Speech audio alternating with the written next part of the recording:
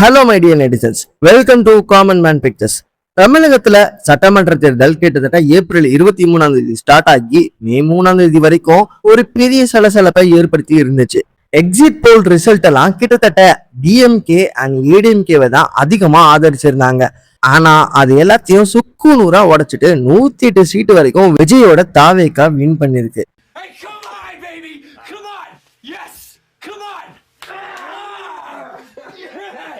ஒரு கட்டத்துல நாம எல்லாம் பார்த்தோம், ஸ்டாலின் தன்னை எதிர்த்து நின்று தாவேக்கா வேட்பாளரை விட 8000 வாக்குகள் குறைவோட தன்னுடைய சொந்த தொகுதியில தோத்து இருந்தாரு. அது தாவேக்கால இருக்க நண்பர்களுக்கு ஒரு மிகப்பெரிய மகிழ்ச்சி தரக்கூடிய விஷயமா இருந்தாலுமே ஒரு சிஎம் தன்னோட சொந்த தொகுதியில் தோக்கடிச்சது எங்களால பார்க்க முடியலங்க. என்னதான் அந்த மனுஷனை பிடிக்காது அப்படின்னாலும் அந்த மனுஷன் ஆளுங்கிறத பார்க்க முடியல அப்படின்னு சோசியல் மீடியால வைரலா பரப்பிட்டு வராங்க. நம் தலைவன் இப்போதும் ராஜனடா. இந்த நிலையில விஜய் அவருடைய எக்ஸ் பக்கத்துல என் நெஞ்சில் குடியிருக்கும் அப்படின்னு ஆரம்பிச்சு நம்ம கட்சி ஆரம்பிச்சப்போ இவங்களுக்கெல்லாம் எதுக்கு அரசியல் அப்படின்னு கிண்டல் பண்ணவங்க தான் அதிகம். ஆனா மத்தவங்கள நம்பாம மக்களை நம்பி நம்ம களத்துல நின்னோம். இன்னைக்கு அந்த மக்கள் கொடுத்த அன்பால இந்திய அரசியலே திரும்பி பார்க்கிற அளவுக்கு ஒரு பெரிய மாற்றத்தை செஞ்சு காட்டியிருக்கோம். முக்கியமா இந்த அதிசய தேர்தல்ல குழந்தைங்களுக்கும் குடும்பங்களுக்கும் காட்டின அன்புதான் நம்ம வெற்றிக்கான பெரிய பலம். நேர்மையான அரசியலுக்கு முன்னாடி பணநாயகம் தோத்து போச்சுன்னு இந்த ரிசல்ட் நிரூபிச்சிருக்கு. மாற்றத்தை உருவாக்குன தமிழ்நாட்டு மக்களுக்கும் பகலா உழைச்ச கழக தோழர்களுக்கும் விர்ச்சுவல் வாரியர்ஸ்களுக்கும் என் மனமார்ந்த நன்றிகள் அப்படின்னு தெரிவிச்சது மட்டும் இல்லாம ஓட்டு போடாத சில மக்களையும் எங்களுடைய உழைப்பால வெல்வோம் அப்படின்றது சொல்லிட்டு வெற்றி நிச்சயம் அப்படின்னு சொல்லி முடிச்சிருக்காரு.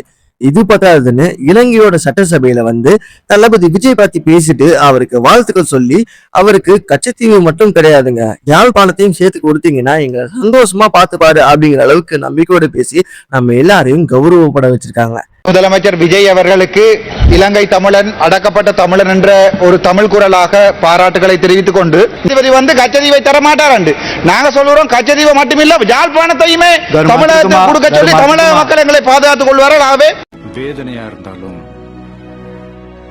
பெருமையா இருக்கு. இப்போதைக்கு நிலவரப்படி தமிழக வெற்றி கழகம் ஆட்சி அமைக்கிறதுக்காக இந்தியன் நேஷனல் காங்கிரஸ் கிட்ட ஆதரவு கேட்டிருக்காங்க. மத சார்பற்ற ஒரு அரசாங்கம், பிஜேபி இல்லாத ஒரு அரசாங்கம் உருவாகணும்னா இந்தியன் நேஷனல் காங்கிரஸ் இதுக்கு ஒத்துக்கணும். ஏன் பிஜேபி வரக்கூடாது அப்படின்னு எல்லா வீடியோலும் நான் சொல்றேன் அப்படின்னு பாத்தீங்கன்னா ஒரே ஒரு சின்ன இந்த வீடியோவை பார்த்துட்டு வாங்க.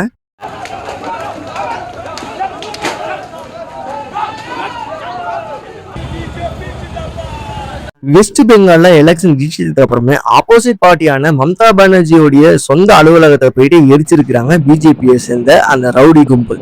இதே மாதிரி ஒரு விஷயம் தமிழ்நாட்டிலயும் நடக்கக்கூடாதுன்னா பிஜேபி வரக்கூடாது. நம்மளோட Pooja Hegde already who wins the election அப்படின்னு சொல்லிட்டு ஒரு வீடியோ எடுத்து அதை வச்சிருக்கிறாங்க. விஜய் சிஎம் ஆனவனையும் இதை போஸ்ட் பண்ணணும் அப்படின்னு சொல்லிட்டு போஸ்ட் பண்ணி அது வைரலாகவும் ஆயிருக்கு. நெட்டிசன்ஸ் நிறைய பேர் அதை ஷேர் பண்ணிட்டும் வராங்க.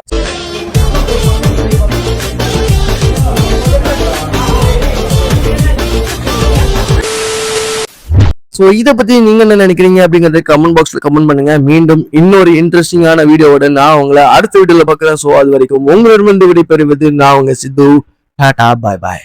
நான் தன்னந்தனியாளு நீ நம்ம பாரு